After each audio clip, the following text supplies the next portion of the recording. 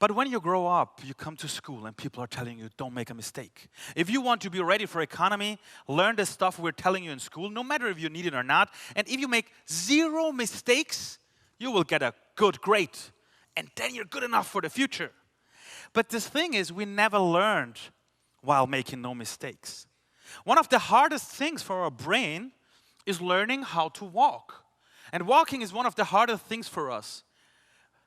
And we learned it because we had role models in front of us. There were people around us who showed us how to walk, and we tried to walk on our own feet. And what happened? We made a mistake. We crashed the floor. But no one told us at that time that this was a mistake, because people knew we need to make our own mistakes to be able to walk on our own feet for the rest of our life. People know we need to crash the floor, otherwise we wouldn't have the chance to learn it on our own. And truth to be told is, science knows that a kid is crashing the floor more than 100 times a day. But I never saw a kid in Europe telling to the parents, Mom, Dad, I tried to walk today 40 times. It's not going to work. We're not a startup nation.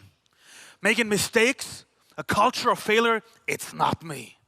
You won't find a kid who ever gave up. And on the other side, a lot of leaders these days, they're talking about, we need people who question everything.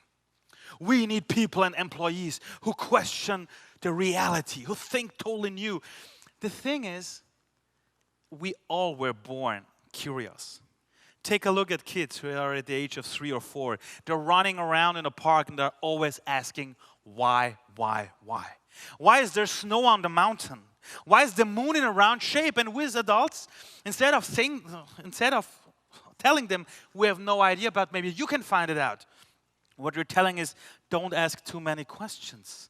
In school, when you're asking too many questions, someone is telling you, hey, shut up, you have to learn the stuff. And then at the exams, you can show us if you know stuff or not. We're learning, make no mistakes, and then you're good enough for the world. And I can tell you, when you take a look at the life of people, of course we know that everyone's got a story. When you talk to an adult today, you will see that everyone got a different story. But what does that really mean? And I had the chance to talk to more than 7,000 people. And a lot of people are asking me, Ali, is there something in common with these people? What is the most interesting thing you learned about life from these stories? And I can tell you, when I was a kid, I always thought that life is a straight line.